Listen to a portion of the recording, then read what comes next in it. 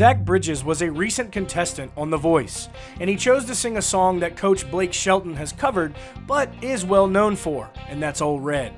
And during his performance, he of course got Blake to turn his chair, but Gwen also gave hers a turn as well.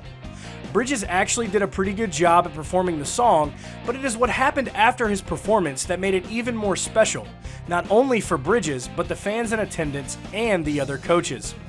Blake Shelton opened up in front of the audience, and Shelton gave an emotional speech sharing his personal connection with the song. Blake told Bridges, "I never would have dreamed how important that song would be in my life. I moved to Nashville when I was 17. The only thing I knew in the world was that I wanted to be a country singer.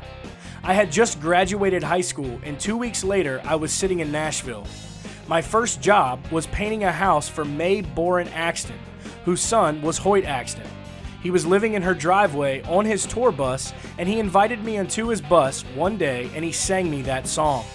And little did I know, I was a 17-year-old kid from Ada, Oklahoma, came there, didn't know what I was going to do. Within no time, I had found what would go on to be possibly my signature song.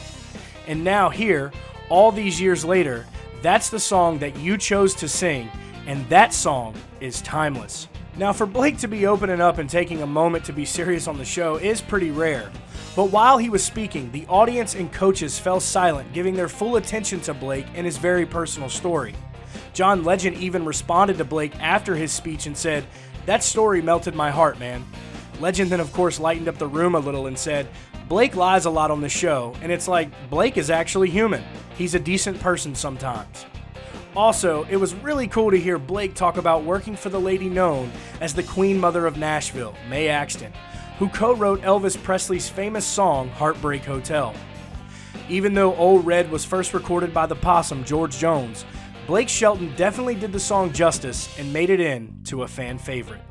Well, that's it for today's video. Make sure you hit that subscribe button down at the bottom and turn those notifications on for breaking updates on your favorite country artist and all the news coming right out of Music City.